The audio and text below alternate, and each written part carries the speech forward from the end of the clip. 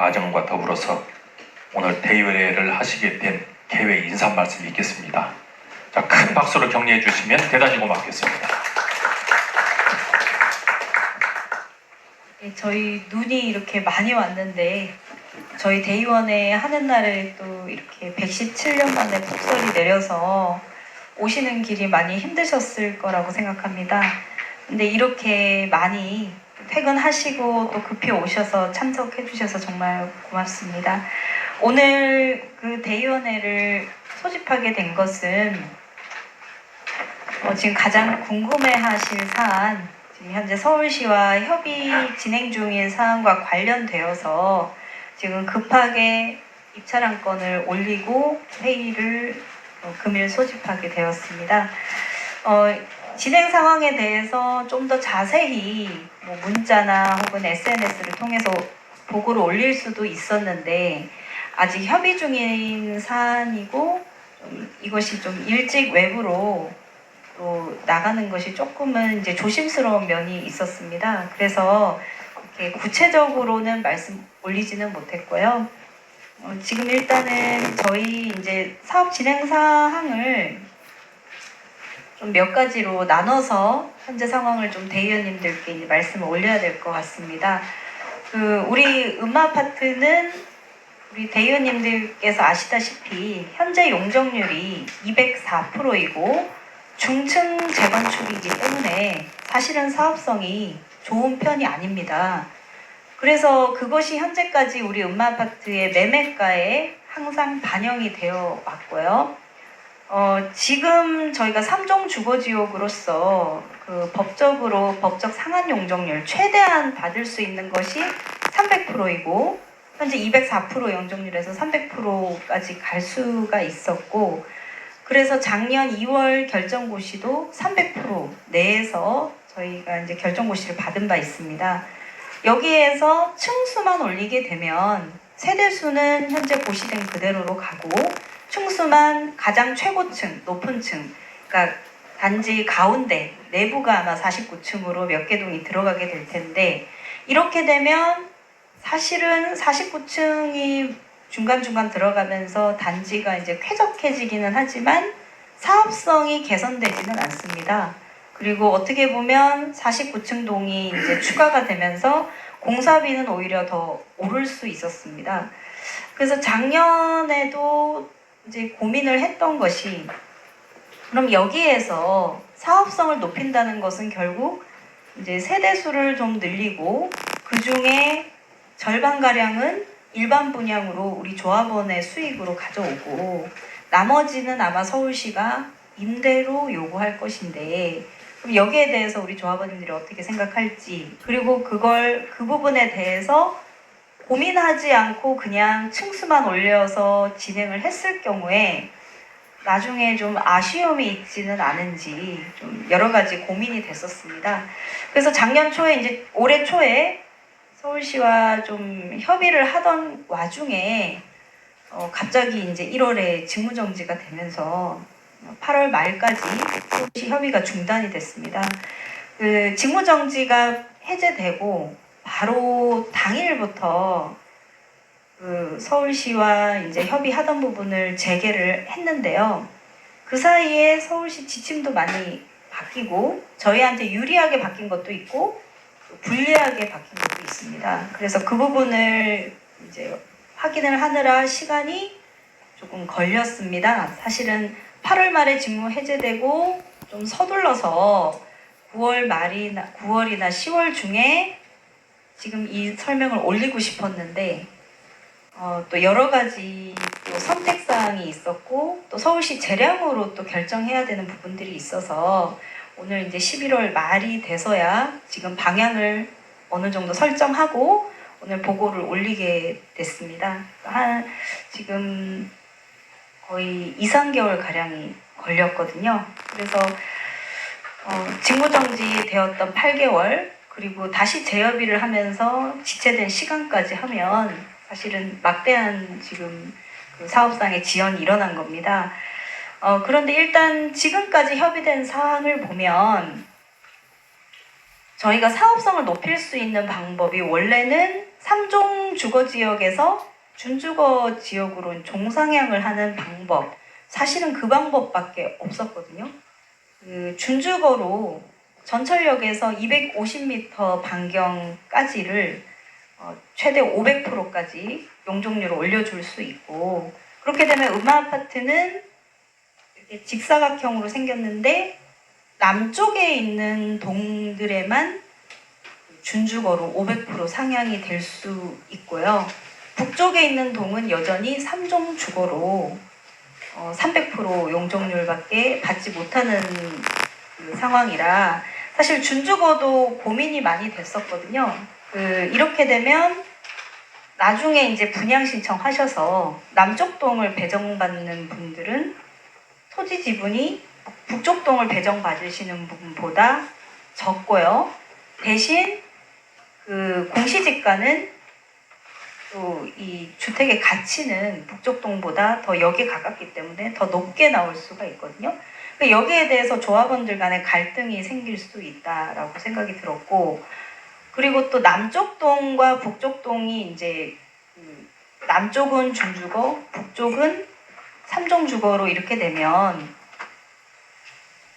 필지를 분할해야 되고, 물론 이제 도로를 개설할 필요는 없지만 필지가 분할되고 또 동간 거리를 또 유지를 해야 되는데, 그러면 문제가 지금 현재 저희 고시된 그 지도를 보시면 가운데 도로로 지금 보차원형 통로가 되어 있는데 또 준주거 때문에 가로로 또 한 번 이제 필지 분할에 의해서 모양새가 십자가로 갈라지는 모양새라서 굉장히 좀 모양새가 좋지 않았습니다. 그래서 사실 고민이 많았는데요.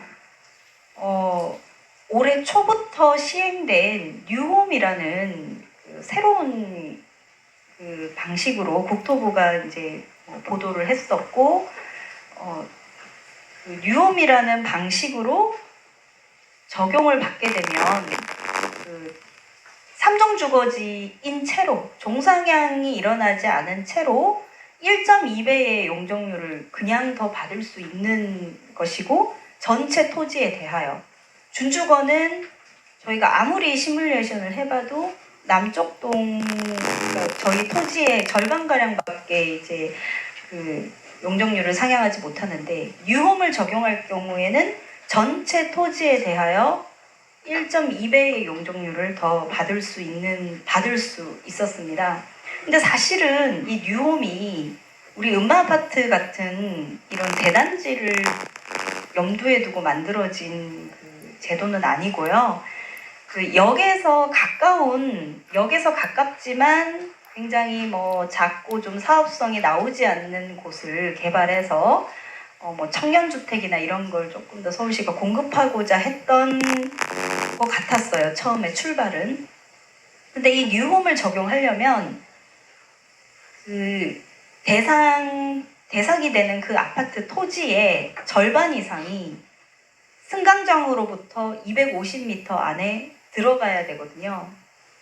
근데 안 될 수 있다고 생각했어요. 사실은. 그러니까 구청이나 서울시도 사실은 될까라는 분위기였는데, 왜냐하면 이제 대치역은 31동까지 승강장이 들어와 있어요. 가깝게 쏙 들어와 있는데, 하계울역은 저희 아파트가 아니라 이제 완전히 우성 아파트 쪽으로 이렇게 빠져 있거든요. 쌍용 아파트 쪽으로. 그래서 그 승강장으로부터 250m로 이제 승강장이 직사각형이니까 거기서부터 250m를 그렸는데, 약간 그 3동 쪽, 2동하고 3동 있는 쪽이 약간 이제 비어서 50%를 채울 수 있을까 했는데, 이걸 사실 제가 혼자 그림판에서 여러 번을 해봤거든요.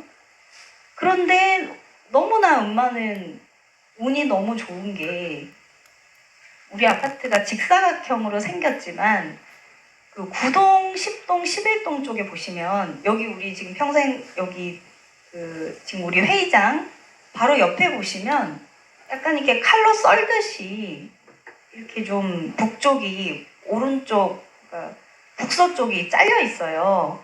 그래서 북쪽의 토지가 좀 적고 남쪽이 많은데, 그래서 남쪽에 있는 그 전철역으로부터 250m를 그렸을 때 그 부족한 부분이 그걸로 상쇄가 되면서 우리가 50% 기준인데 54%로 조건을 충족했습니다. 그래서 4% 차이로 저희가 뉴홈을 적용할 수 있게 되었고, 서울시에서도 될까 하다가 이제 54.2%인가 3%로 넘으면서 서울시도 음마아파트는 뉴홈의 적용이 가능하다라고 현재까지 협의가 진행이 된 상황입니다. 그래서 준주거와 뉴홈을 놓고 그러면 어떤 것이 더 우리 조합원에게 이익이 되는가를 저울질을 했는데요. 그 준주거는 일단 말씀드린 대로 이제 좀 단지가 필지 분할이 되고 조금 이제 모양이 좋지 않다는 점, 그리고 준주거로 이제 종방향이 일어났을 경우에 늘어나는 세대수의 절반은 임대 아파트, 그리고 추가적인 기부 체납이 있을 수 있습니다. 뉴홈을 적용했을 때는 늘어나는 세대수의 40%는 우리 조합원들이 일반 분양을 하고요. 그럼 나머지 60% 중에서 30%, 그러니까 40%는 일반 분양, 30%는 임대 아파트, 그리고 나머지 30%는 공공 분양이라고 해서 그냥 이제 분양을 하되 조금 저렴하게 분양을 하는 형태입니다. 그래서 사실은 우리가 임대 아파트를 우려하는 것은 조금 우리가 뭐 같이 거주하는 이웃으로서 좀 불미스러울까 봐서 이제 이걸 좀 꺼려하는 편인데, 공공 분양은 그래 뭐 어쨌거나 본인의 집을 취득을 하고 같은 이제 소유자가 되는 것이기 때문에 임대 아파트로 인한 어떤 부작용은 좀 덜할 수 있다고 보고요. 그리고 사실 서울시에서 또 현재까지 진행된 걸 보면 지금 이게 음마아파트나 이 인근의 임대 아파트는 전세가 자체가 임대로 들어올 수 있는 그 보증금 자체가 거의 10억에 달하기 때문에 일반 우리가 생각하는 그런 좀 부정적인 그런 이미지의 임대 아파트 주민들은 근접하기가 어렵다. 이제 그런 의견이 있습니다. 그래서 준주거로 갔을 때는 늘어나는 세대수의 50%를 우리가 일반 분양하고 조합원의 분담금 수익으로 가져올 수 있고, 거기에 추가적인 기부 체납이 더 요구될 수 있다는 것이고, 뉴홈은 50%가 아니라 40%를 조합원 분양으로 가지고 오되 추가적인 기부 체납은 없습니다. 그래서 이 둘을 놓고 보았을 때 뉴홈이 훨씬 유리할 수 있다라고 현재까지 방향을 설정을 했고요. 층수는 49층을 이제 최고 층수로 해서 가운데가 이제 제일 높고 가장자리 쪽은 이제 낮은 형태로 하고 있고, 뉴홈을 적용하면 저희 전체 토지가 360%로 사업성이 개선이 됩니다. 그러면 한 조합원당 얼마의 분담금이 줄어드는가 또 계산을 했는데요. 이걸 또 공표를 하면 자극적으로 기사가 날 것 같아서 말씀을 못 드리는데 상당 부분 분담금이 줄어들 수 있습니다. 거의 본인 평수에서 지금 현재 소유하신 평수에서 같은 평수로 가실 때에 어느 정도 돌려받고 또 잘하면 돈을 이렇게 세금이나 이렇게 충당을 하고도 남을 만큼 가능도 하겠다라고 아직 확실한 것은 아니지만 상당 부분 분담금이 절감될 수 있습니다.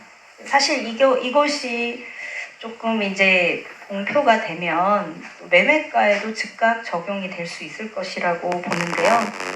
그래서 지금 이제 그 우리 설계업체 히링과 그다음에 도시 설계업체 ANU가 이제 새롭게 뉴홈에 맞춰서 새로 이제 지금 평면도를 그리고 있고, 기존 저희가 300%의 최고 층수 35층으로 그려져 있었습니다.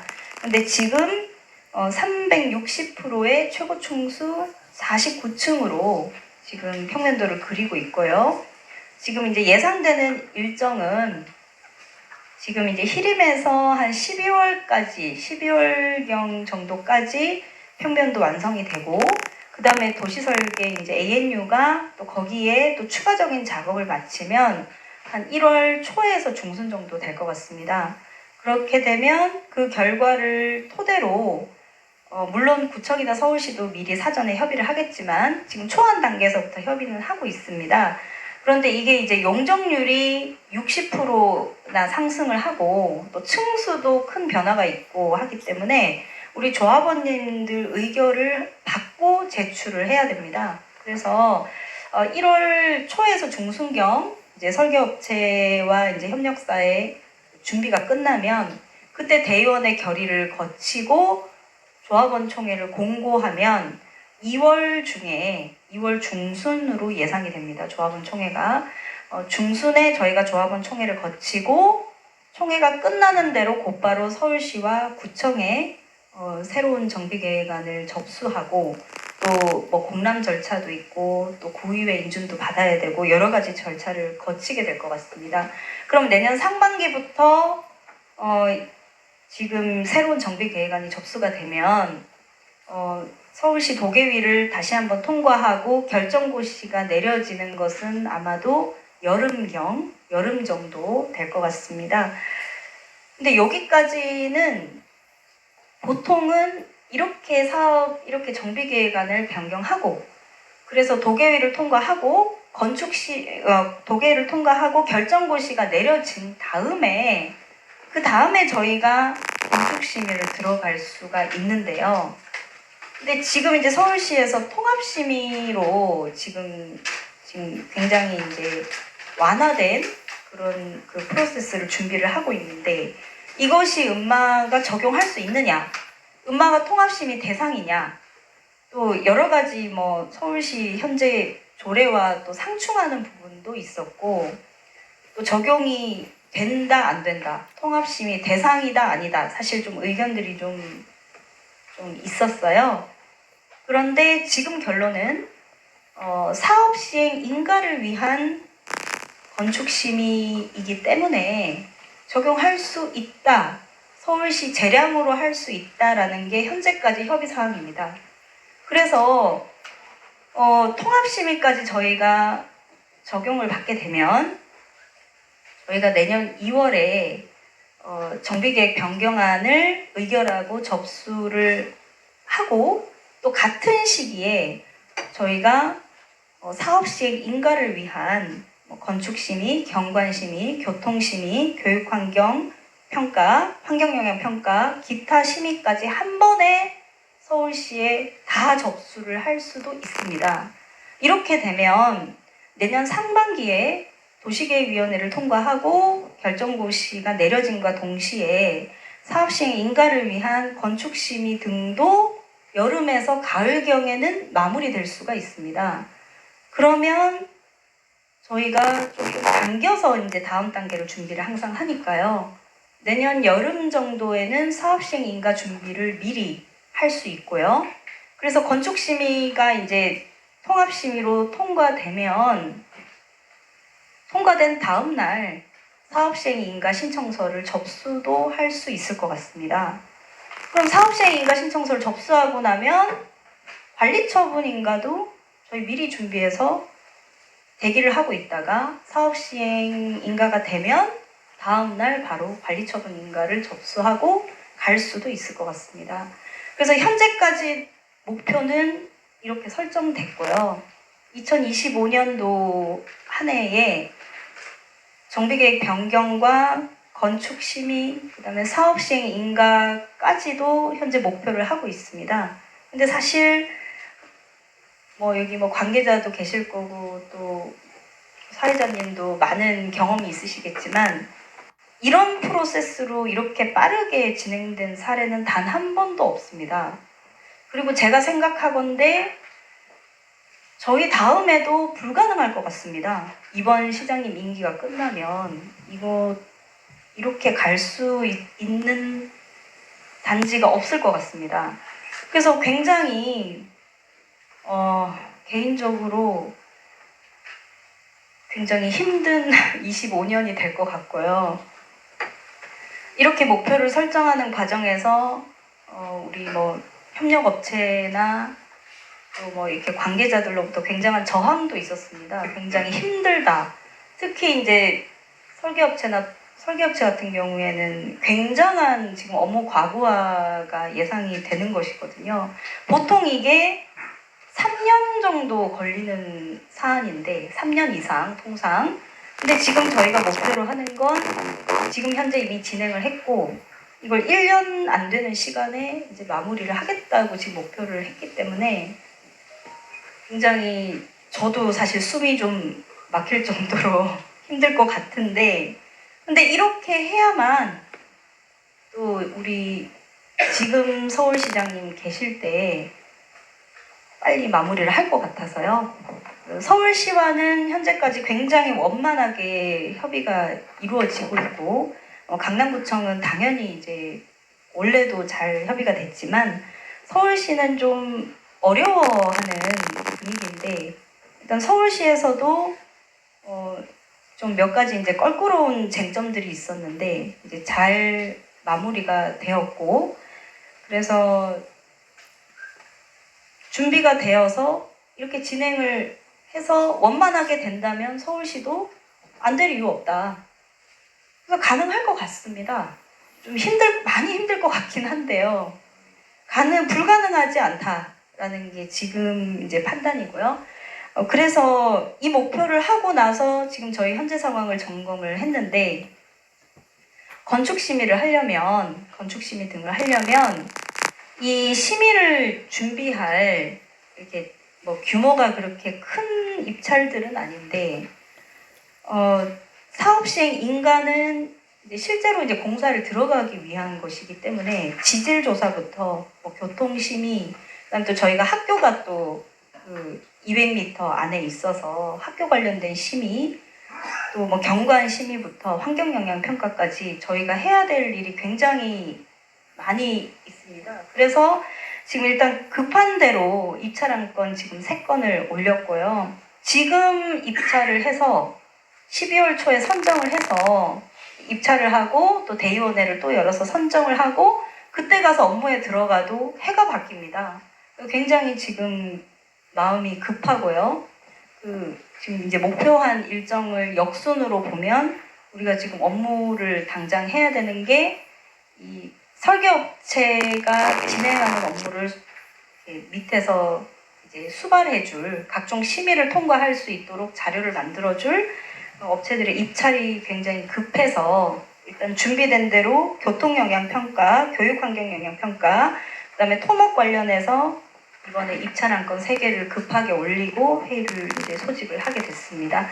그래서 현재까지 이렇게 진행이 되고 있고요. 그 다음에 또 하나는 지금 이제 뭐 뉴홈으로 방향 설정하고 그 다음에 통합심의도 적용 대상이 될 수 있다라는 거. 그 다음에 또 한 가지가 저희가 2021년도에 신속통합기획을 음마아파트가 신청한 적이 있습니다. 그때는 제가 당선되기 전이었는데 그냥 동의서를 그냥 주민들끼리 걷어서 요건이 30%인데 저희가 40% 요건을 충족해서 제출한 적이 있었는데 그때는 또 박원순 시장님에서 바뀐 지 얼마 안 된 시점이었고 또 우리도 내부적으로 그때 뭐 해임과 선임 등으로 이제 좀 복잡한 상황이어서 서울시가 음마아파트는 그 정비 계획이 이미 수립되었기 때문에 신통기획 대상이 아니다라고 해서 이게 신청이 무산됐던 경험이 있습니다. 근데 서울시에서 제안하기를 지금 이제 뉴홈과 통합심의로 가면서 신속통합기획까지 같이 신청을 하면 지금 더 빠를 수 있다라고 이제 의견을 주셨는데 신속통합기획으로 가면서 더 공공성에 대한 요구가 더 강해지는 거 아니냐라고 좀 되받아 쳤어요.